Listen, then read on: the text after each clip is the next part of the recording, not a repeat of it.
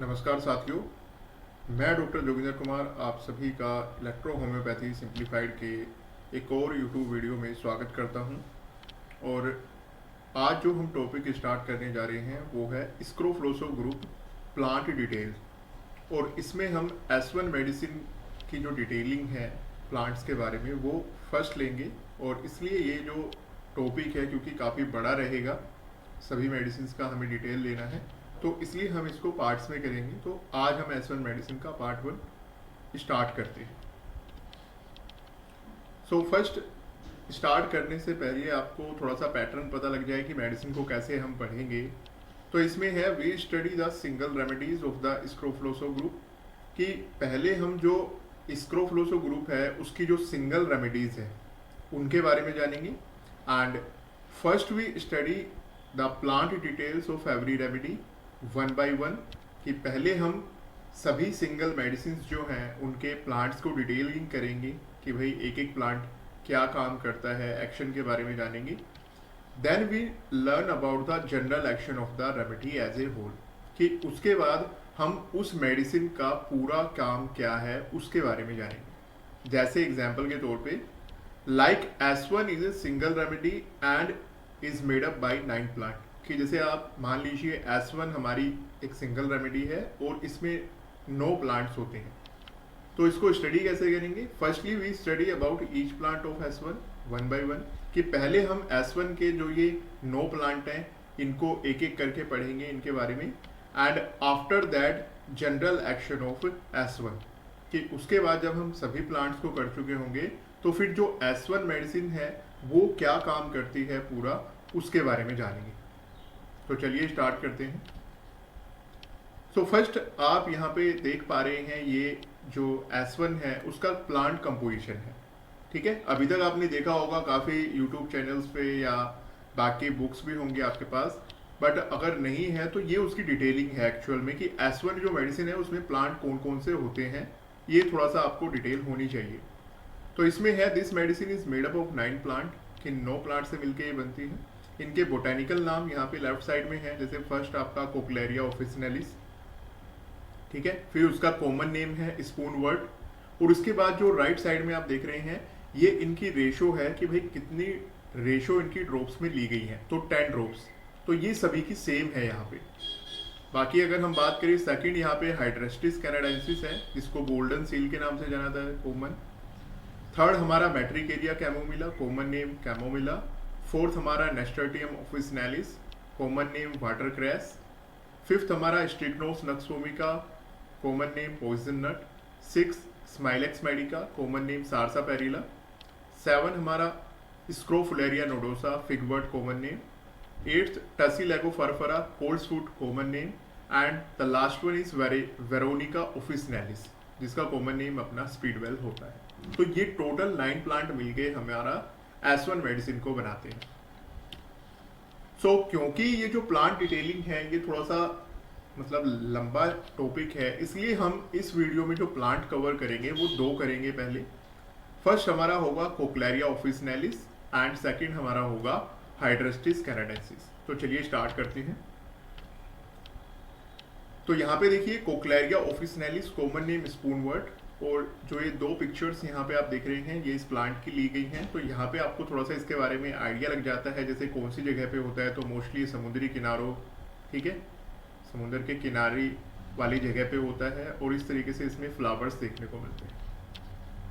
अब इसके इंट्रोडक्शन की बात जब हम करते हैं तो इसमें है belongs to the family Brassicaceae, कि ये जो कोक्लेरिया ऑफिसिनेलिस है ये हमारा ब्रासिकेसी फैमिली से बिलोंग करता है। And it have common names, कि इसके कॉमन नेम्स हैं, जैसे मोस्टली स्कर्वी ग्रास के रूप में इसको जाना जाता है, due to high content of vitamin C in the leaves, कि स्कर्वी ग्रास इसको किस लिए बोलते हैं, क्योंकि इसके जो पत्ते हैं उनमें काफ़ी ज़्यादा मात्रा में विटामिन सी पाया जाता है, तो इसलिए इसको स्कर्वी ग्रास बोलते हैं। एंड दूसरा जो है स्पूनवर्ट, जो एक और कॉमन नेम हम इसका देखते आ रहे हैं, ये किस लिए रखा गया है? Due to its leaf shape, कि क्योंकि इसके जो पत्ते हैं, जैसे राइट साइड में आप ये पिक्चर देख रहे हैं, तो इसके पत्ते देखिए जैसे हमारा चम्मच होती है ना आगे से, उसका जो आकार होता है देखने में इस तरीके से दिखाई देते हैं, तो इसलिए इसको स्पूनवर्ट के नाम से भी जाना जाता है। नेक्स्ट फिर हम बात करते हैं कोक्लेरिया ऑफिशिनलिस के एक्शन की, कि इस मेडिसिन का काम क्या होता है। तो देखिए, फर्स्ट हमारा जो है ये एंटी स्कोरब्यूटिक काम करती है। एंटी स्कोरब्यूटिक वर्ड किस लिए यूज होता है? It have the effect of preventing and curing scurvy, कि ये जो मेडिसिन है स्कर्वी को रोकने के लिए और स्कर्वी को ठीक करने के लिए बहुत अच्छा काम करती है। ठीक है, इसलिए इस प्रॉपर्टी में क्यों? क्योंकि हमने देखा इसमें काफ़ी ज़्यादा विटामिन सी होता है, आपको पता है उसकी डेफिशिएंसी के कारण ये डिजीज बनती है, तो इसलिए।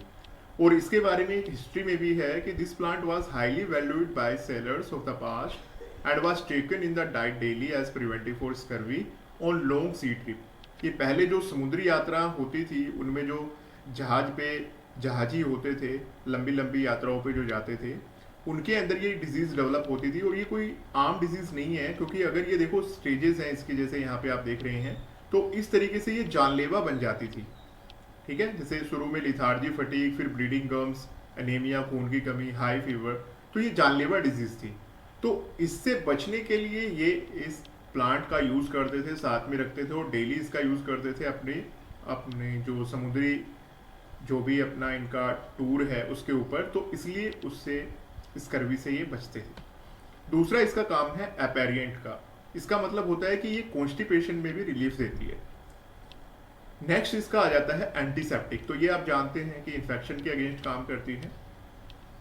नेक्स्ट एक और प्रॉपर्टी इसकी वो है एंटीऑक्सीडेंट। तो देखिए, इसको समझना बहुत जरूरी है। एंटीऑक्सीडेंट काफी आपने इसके बारे में सुना भी होगा, देखा भी होगा, बट इसको समझना बहुत इंपॉर्टेंट होता है।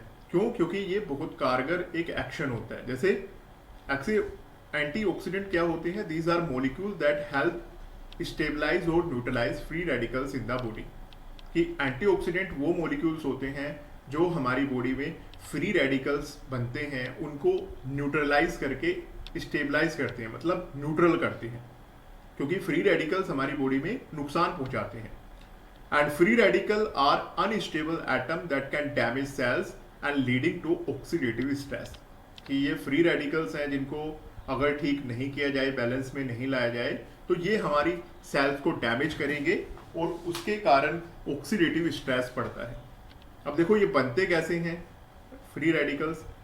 आउटर में देखो आप, जैसे अल्ट्रावायलेट रेज हो गई, ठीक है, पोल्यूशन हो गया हमारा, आयोनाइजिंग रेडिएशन हो गया आपका, बाकी बॉडी के अंदर इन्फ्लामेशन हो गया, आपके मेटाबॉलिज्म हो गया, और जो हमारा स्मोकिंग है। तो ये सभी फैक्टर फ्री रेडिकल्स हमारी बॉडी में डेवलप करते हैं।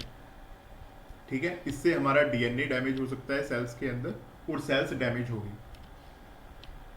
अब ये जो अनस्टेबल फ्री रेडिकल्स है ये डैमेज करते हैं सेल को, ऑक्सीडेटिव स्ट्रेस बनाते हैं। ठीक है, ये वाला।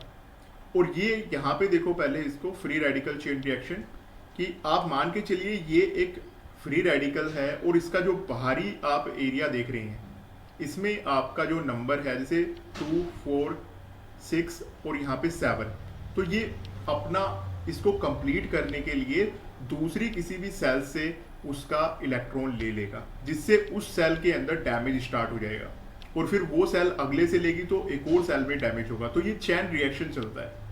ठीक है, यहाँ पे देखो normal cell, free radicals damage किया इन्होंने, और फिर ऑक्सीडेटिव स्ट्रेस, यहाँ पे सेल के आप शेप देख रहे हैं, डैमेज हो गया इसमें।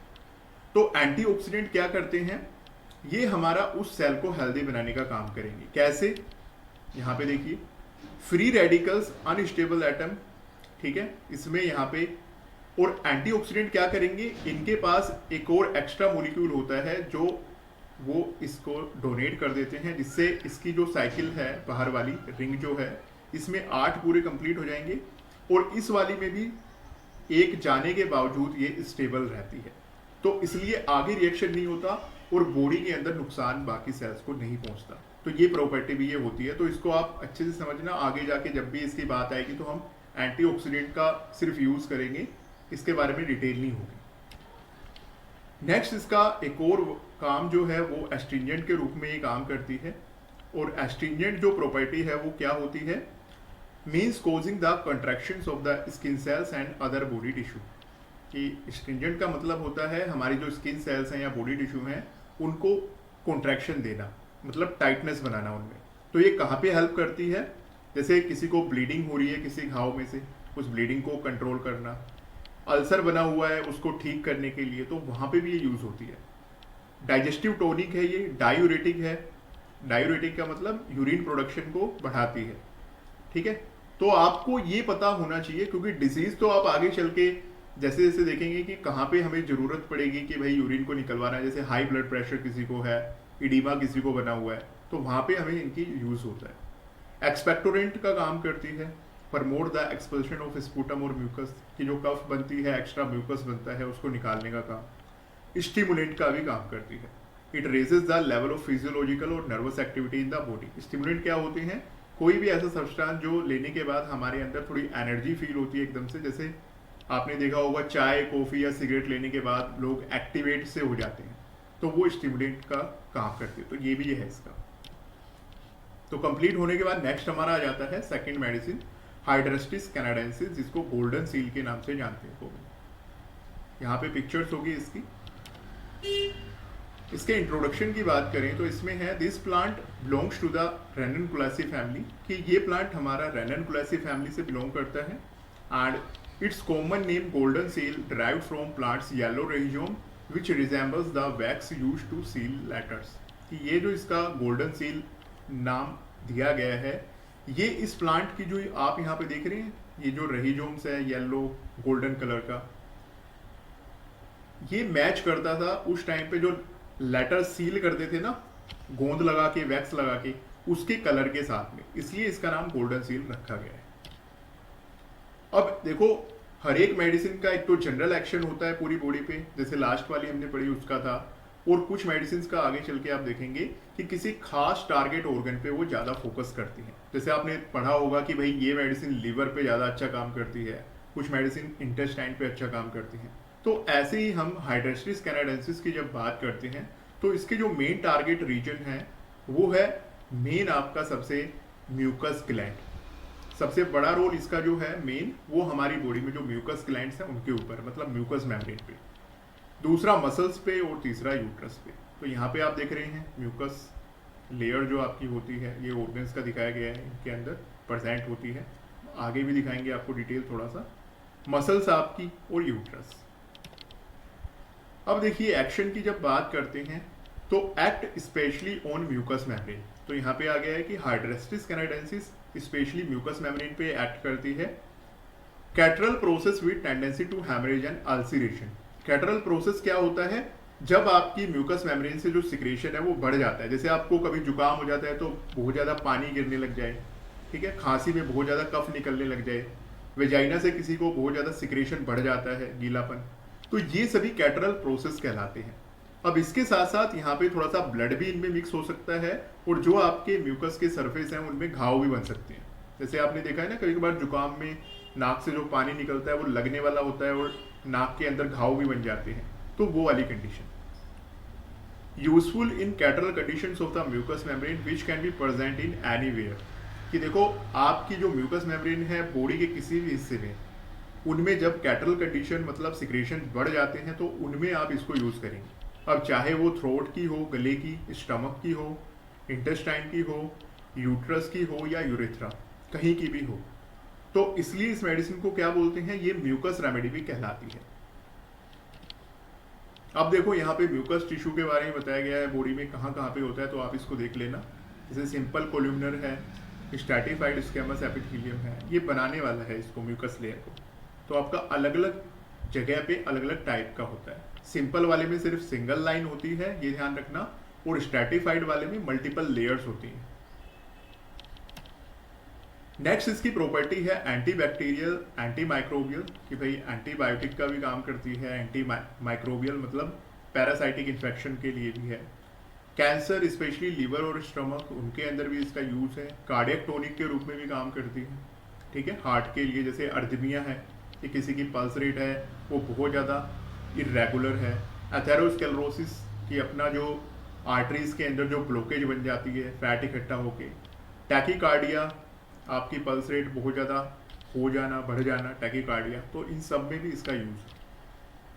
नेक्स्ट फिर आ जाता है डाइजेस्टिव टोनिक का काम करती है, आपके डाइजेशन में हेल्प करती है। ग्लैंड्स के एनलार्जमेंट में इसका एक्शन है, जैसे गोइटर हो जाना, ठीक है। जो थायराइड ग्लैंड है उसका बढ़ जाना, जैसे आपने देखा है मोस्टली प्रेगनेंसी के दौरान भी बढ़ जाती है कुछ लोगों में, और बाकी किसी में नॉर्मली भी जब उनकी प्यूबर्टी की एज होती है तब बढ़ती है, तो उसके अंदर है। इम्यूनिटी को भी ये बूस्ट करती है, तो इसलिए हम इसको HIV एड्स इन कंडीशंस में भी यूज़ कर सकते हैं। मसल्स पे काम की बात हो रही थी, तो strengthen weak and emaciated muscles, कि जिन लोगों की मसल्स बहुत ज़्यादा वीक होती हैं, पतली होती हैं, उनके अंदर भी ये दे सकते हैं। एंड ऑक्सीटोसिन, ऑक्सीटोसिन जो हार्मोन होता है ना, उसके जैसा भी ये काम करती है। तो इसलिए लेबर और लैक्टेशन कि जो डिलीवरी कराने के लिए बेबी को बाहर निकालने के लिए यूट्रस में ताकत चाहिए ना मसल्स की बढ़ाने के लिए, तो वो भी ये काम करती है। और मिल्क प्रोडक्शन के लिए भी, मिल्क को ब्रेस्ट से निकलवाने के लिए लैक्टेशन, उसमें भी हेल्प करती है, मसल्स के जरिए ही काम करती है ऑक्सीटोसिन वाला। तो ये इसकी प्रॉपर्टी होती है। तो अब आपको ये प्रॉपर्टी देखनी है, एक्शन फिर आपको समझ में आ जाएगा कि कौन कौन सी डिजीज में आप दे सकते हैं। तो आज के लिए इतना ही। Thanks for watching and please like, subscribe and share and comments if you have any query or doubt related to the topic. ठीक है, तो आज के लिए हम यहीं पे कंप्लीट करेंगे, और नेक्स्ट लेक्चर में जो अपने अगले प्लांट्स हैं उनको कंटिन्यू करेंगे।